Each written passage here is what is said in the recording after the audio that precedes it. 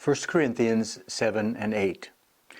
Now for the matters I wrote you about. It is good for a man not to have sexual relations with a woman. But since sexual immorality is occurring, each man should have sexual relations with his own wife, and each woman with her own husband. The husband should fill his marital duty to his wife, and likewise the wife to her husband. The wife does not have authority over her own body, but yields it to her husband. In the same way, the husband does not have authority over his own body, but yields it to his wife. Do not deprive each other, except perhaps by mutual consent and for a time, so that you may devote yourself to prayer. Then come together again, so that Satan will not tempt you because of your lack of self-control. I say this as a concession, not as a command. I wish that all of you were as I am, but each of you has his own gift from God. One has this gift, another has that. Now to the unmarried and the widows I say, it is good for them to stay unmarried as I do. But if they cannot control themselves, they should marry, for it is better to marry than to burn with passion.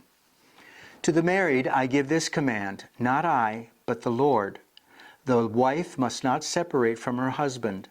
But if she does, she must remain unmarried or else be reconciled to her husband. And a husband must not divorce his wife. To the rest I say this, I, not the Lord. If any brother has a wife who is not a believer, and she is willing to live with him, he must not divorce her. And if a woman has a husband who is not a believer, and he is willing to live with her, she must not divorce him. For the unbelieving husband has been sanctified through his wife, and the unbelieving wife has been sanctified through her believing husband. Otherwise your children would be unclean, but as it is, they are holy. But if the believer leaves, let it be so. The brother or sister is not bound in such circumstances. God has called us to live in peace. How do you know, wife, whether you will save your husband? Or how do you know, husband, whether you will save your wife? Nevertheless, each person should live as a believer in whatever situation the Lord has assigned to them, just as God has called them. This is the rule I lay down in all the churches. Was a man already circumcised when he was called? He should not become uncircumcised.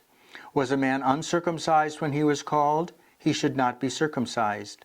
Circumcision is nothing, and uncircumcision is nothing.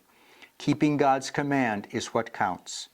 Each person should remain in the situation they were in when God called them. Were you a slave when you were called? Don't let it trouble you, although if you can gain your freedom, do so. For the one who was a slave was called to faith in the Lord is the Lord's freed person. Similarly, the one who was free when called is Christ's slave. You were bought at a price. Do not become slaves of human beings. Brothers and sisters, each person as responsible to God should remain in the situation they were in when God called them. Now about virgins, I have no command from the Lord, but I give a judgment as one who by the Lord's mercy is trustworthy. Because of the present crisis, I think that it is good for a man to remain as he is. Are you pledged to a woman? Do not seek to be released. Are you free from such a commitment? Do not look for a wife. But if you do marry, you have not sinned, and if a virgin marries, she has not sinned. But those who marry will face many troubles in this life, and I want to spare you this. What I mean, brothers and sisters, is that the time is short. For now on those who have wives should live as if they do not. Those who mourn as if they did not. Those who are happy as if they were not. Those who buy something as if it were not theirs to keep. Those who use the things of the world as if not engrossed in them. For this world in its present form is passing away. I would like you to be free from concern.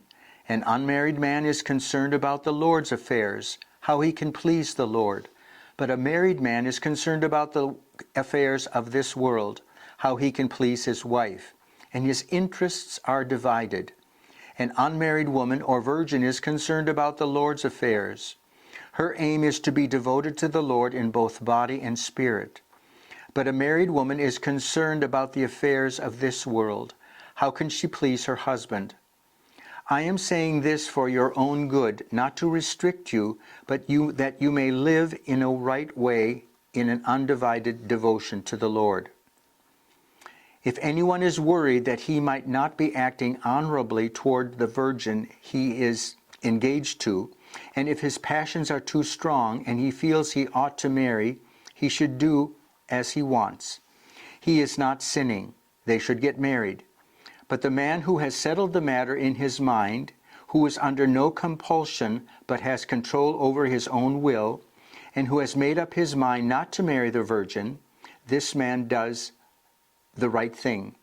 So then, he who marries the virgin does right, but he who does not marry her does better. A woman is bound to her husband as long as he lives, and if her husband dies, she is free to marry anyone she wishes, but he must belong to the Lord. In my judgment, she is happier if she stays as she is, and I think that I too have the Spirit of God. Now about food sacrificed to idols, we know that we all possess knowledge, but knowledge puffs up, while love builds up. Those who think they know something do not yet know as they ought to know, but whoever loves God is known by God. So then, about eating food sacrificed to idols, we know that an idol is nothing at all in the world, and that there is no God but one. For even if there are so-called gods, whether in heaven or on earth, as needed, there are many gods and many lords. Yet for us there is but one God, the Father, from whom all things came, and from whom we live. And there is but one Lord, Jesus Christ, through whom all things came, and through whom we live. But not everyone possesses this knowledge. Some people are still so accustomed to idols that when they eat sacrificial food, they think of it as being sacrificed to God. And since their conscience is weak, it is defiled. But food does not bring us near to God. We are no worse if we do not eat, and no better if we do. Be careful, however, that the exercise of your rights does not become a stumbling block to those who are weak. For if someone with a weak conscience sees you, with all your knowledge, eating in an idol's temple, won't that person be emboldened to eat what is sacrificed to idols? So this weak brother or sister, for whom Christ died, is destroyed by your knowledge. When you sin against them in this way, and wound their weak conscience, you sin against Christ. Therefore, if what I eat causes my brother or sister to fall into sin, I would never eat meat again, so that I will not cause them to fall.